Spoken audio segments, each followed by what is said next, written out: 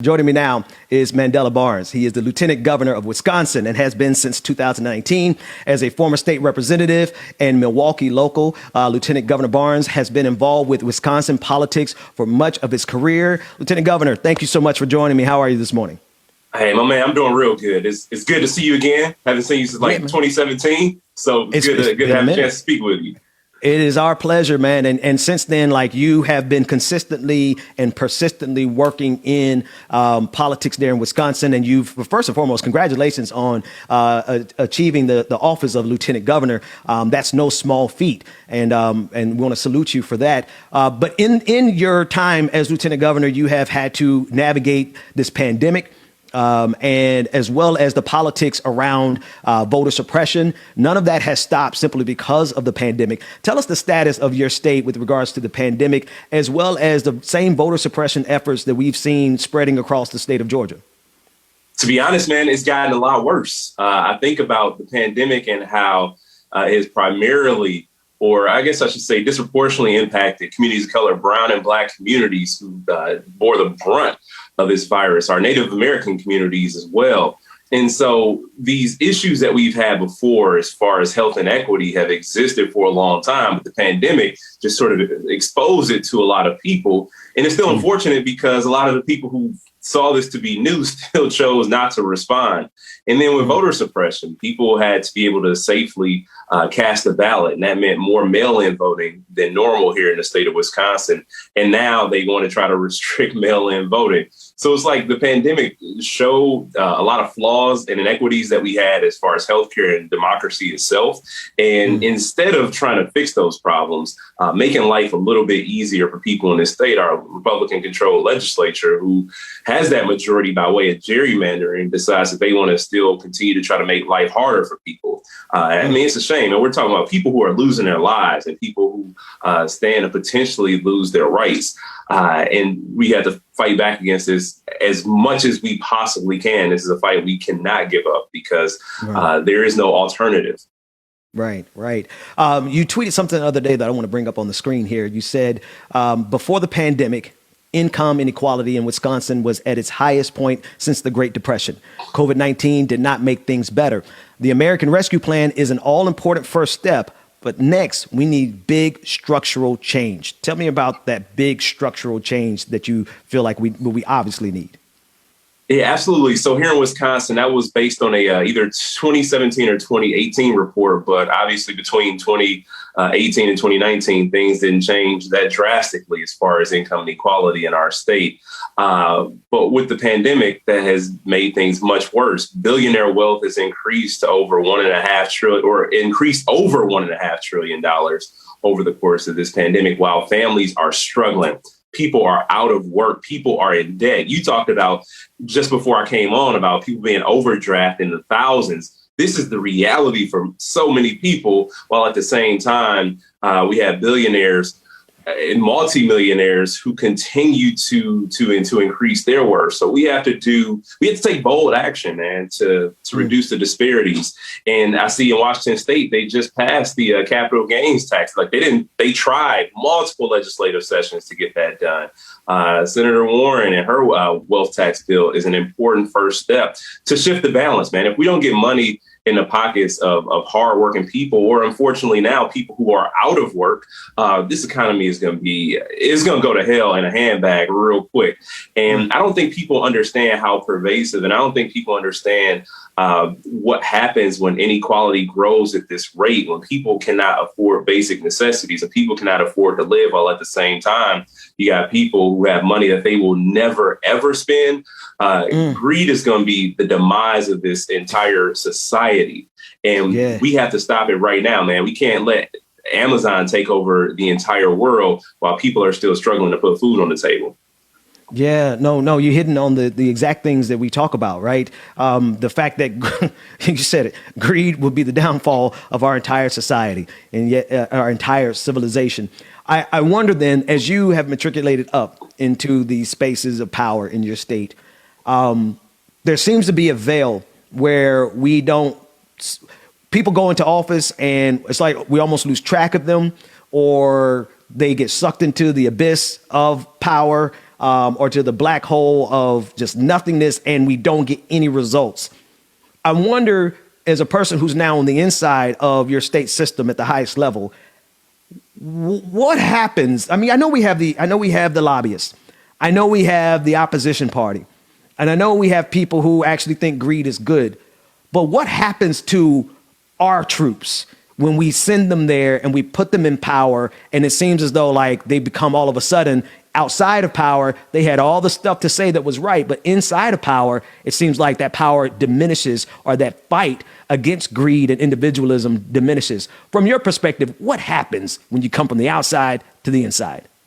Man, that's what happens when you elect people without a mission. Man, you know, I showed up, and I even when I was a state rep, and to this point now, I don't think there's a difference in my approach to things. And I ran for state representative because I was an organizer with an interfaith group, and our issues were jobs and economic development, education, immigration reform, and treatment instead of prison. I knew what I was going there to do. And you got so many people who run for office who are making it up as they go, people who've run for multiple offices at the same time, being a completely different candidate for each office they've ever run for. And you got people who just want to show up for the vanity of it all, people who've like maybe amassed an amount of wealth and figure that this is the next logical step in their career, but show up and have no idea what's actually going on, man. I am still talking about the same exact things I've been talking about 10 years ago. I am still friends with the same people I was friends with 10 years ago, and I'm still in the same fights with the people I was with 10 years ago. Being in this position, I'm proud that we have pushed and moved on those issues that I've been talking about since 10 years ago, like the fact that, you know, our state was one of the ones that spent more in general purpose revenue on the Department of Corrections and the UW system. And this budget that the governor just put out finally shifts that paradigm. And we are at the end of the biennium going to be investing more in our UW system because we have to prioritize education over incarceration if we ever want to get this thing right.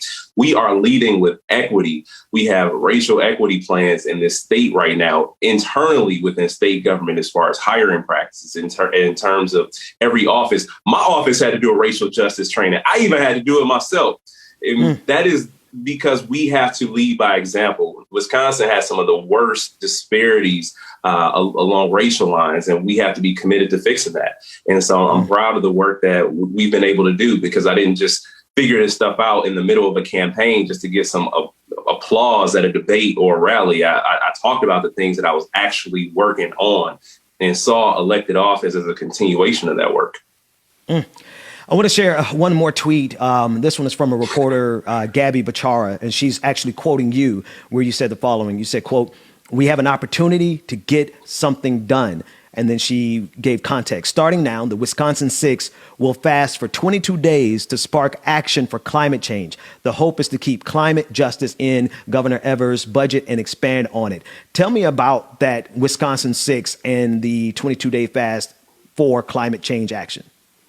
Tell you, man, anytime somebody says we're going to bring up a tweet, get a little bit nervous. Sometimes